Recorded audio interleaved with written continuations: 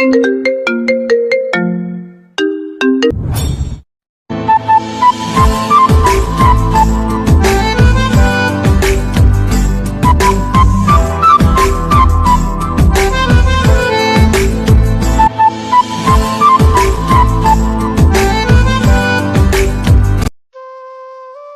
গল্প নীলিমা পর্ব 3। ফোনটা কানে রাখতে আমার গলার স্বরটা কঠিন শোনালো। হ্যালো নীলিমা। ওপাশ থেকে কোনো উত্তর এলো না। কয়েক মুহূর্তে জমাট বাঁধা নীরবতা। হয়তো আমার কঠিন স্বর শুনে চিনতে পারিনি, অথবা এতগুলো দিন পর আমার ফোন পেয়ে বিস্ময়ে বোবা হয়ে গেছে। ওর এই দ্বিধাদ্বন্দ্বের নীরবতা আমার মেজাজটা বিগড়ে দিল। আমি সামান্য গলা উঁচু করে বললাম, কি হলো? কানে কথা যায় না? হ্যালো। এবার একটা মৃদু কাপা স্বর ভেসে এলো। শুনতে পাচ্ছি। স্বরটা নিপ্রাণ হলেও তার গভীরে কোথাও যেন একটা আনন্দের রেশ আমি ঠিকই টের পেলাম। আমার ফোন পেয়ে ও খুশি হয়েছে ভাবতেই তাচ্ছিল্য আমার ঠোঁটের কোণে বেঁকে গেল। কি অদ্ভুত মেয়ে! এত অবহেলা আর অপমানের পরেও কেবল আমার একটা ফোনের অপেক্ষায় ছিল। ওর এই বোকামি দেখে মনে মনে হাসলাম। আমার পাশে বসেছিল ইদি। আমার ইশারায় ও প্রশ্ন করলো, কে? আমি ঠোঁট নাড়িয়ে জবাব দিলাম, নীলিমা। হিদির মুখেও ফুটে উঠল তার ছেলের হাসি।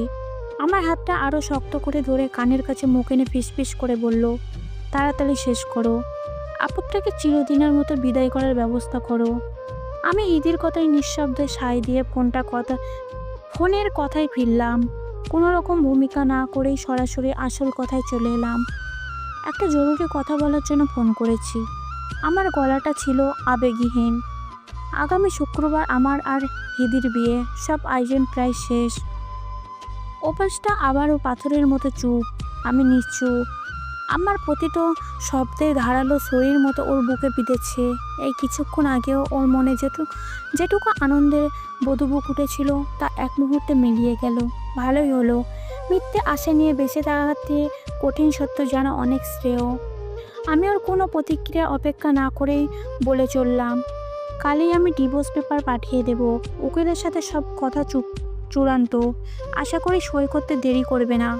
আমার নতুন জীবন শুরু করার আগে পুরনো সব জঙ্গল আমি পরিষ্কার করে ফেলতে চাই।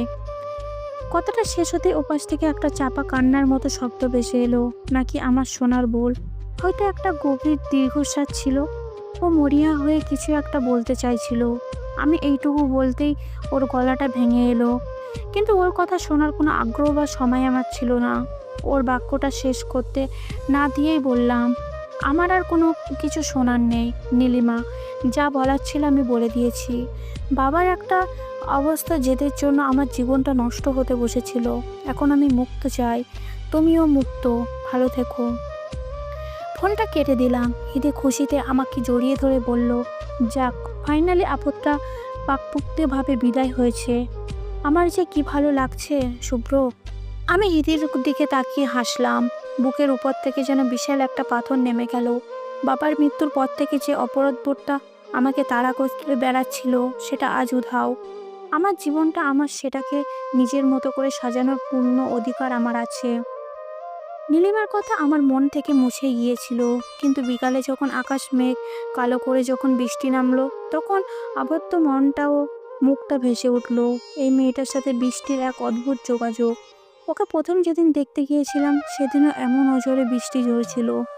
ফোনটা রাখার আগে ওর সেই অসমাপ্ত কথাটা কানে বাজছিল। আমি কি বলতে চেয়েছিল ও? হয়তো অনুনয় করতে যেন আমি একটা না করি, কিংবা হয়তো বলতো সে এটা মানতে পারছে না। কিন্তু তাতে কি হতো? ওর মতো একটা সাধারণ মেয়ের জন্য হিদির মতো কাউকে আমি হারাতে পারি না। নীলিমা হয়তো ভাবতেও পারিনি আমার ফোনটা ওর জীবনের সবচেয়ে বড় দুঃসংবাদ বয়ে আনবে। ও হয়তো ভেবেছিল এতদিন পর আমার ভুল ভেঙেছে, আমি ওকে ফিরিয়ে নিতেই ফোন করেছি। বোকা মেয়ে। ওদিকে ফোনটা কেটে যাওয়ার পর নীলিমা হাত থেকে মোবাইলটা খসে পড়ল। শুভ্রের শেষ কথাগুলো ওর কানে তখনই প্রতিবন্ধী হচ্ছিল। পুরনো সব জঙ্গল আমি পরিষ্কার করে ফেলতে চাই। নীলিমার অসমাপ্ত কথাটা ছিল, আমি আপনার সন্তানের মা হতে চলেছি। যে খবরটা ওর জীবনের সব শূন্যতা এক মুহূর্তে ভরিয়ে দিয়েছিল। যে খবরটা পাওয়ার পর ও প্রথমবার নিজের গায়ের কালো রং, নিজের ভাগ্যকে ভুলে গিয়ে এক চিলতে সুখের স্বপ্ন দেখেছিল। সেই খবরটাই ও শুভ্রকে দিতে গিয়েও পারল না। ওর সমস্ত আনন্দ সব স্বপ্ন সব শুভ্রের একটা কোণেই ধুয়ে মিশে গেল। নীলিমা এখন কি করবে? ওর গর্ভে শুভ্রের সন্তান, অথচ শুভ্র ওকে ডিভোর্স পেপার পাঠাচ্ছে। এই সত্যিটাও কাকে বলবে? সমাজকে কি জবাব দেবে? ওর জীবনটা এখন কোনো চোরাবালিতে তলিয়ে যাচ্ছে। ওর মনে হলো কালো মেয়েদের বোধহয় স্বপ্ন দেখতে নেই। তার জীবনে সুখ উকি দিলেও তা স্থায়ী হয় না। ঝড়ের আগে প্রকৃতি যেমন শান্ত হয়ে যায়, নীলিমার জীবনেও এই কয়েকদিনে ভালো লাগা কিছু ছিল, তেমন একটা পূর্বাভাস। ওর সামান্য সুখটুকু হয়তো ভাগ্যে সহ্য হলো না। বাইরে বৃষ্টির বেগ বাড়ছে, একটানা ঝরছে, থামার কোনো লক্ষণ নেই। নীলিমার মনে হলো এই বৃষ্টি আসলে প্রকৃতির কান্না।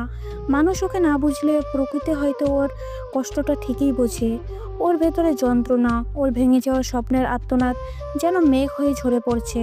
আজ আকাশ কাঁদছে নীলিমার হয়ে, কারণ তার নীরবে কান্নার শব্দ শোনার মতো পৃথিবীতে আর কেউ নেই। হ্যালো বন্ধুরা, ছোট গল্প নীলিমা তোমাদের কেমন লেগেছে? হ্যাঁ, পার্ট 4 পেতে কমেন্ট করতে ভুলবেন না। আমার চ্যানেলটিকে সাবস্ক্রাইব করে দেবেন। ধন্যবাদ।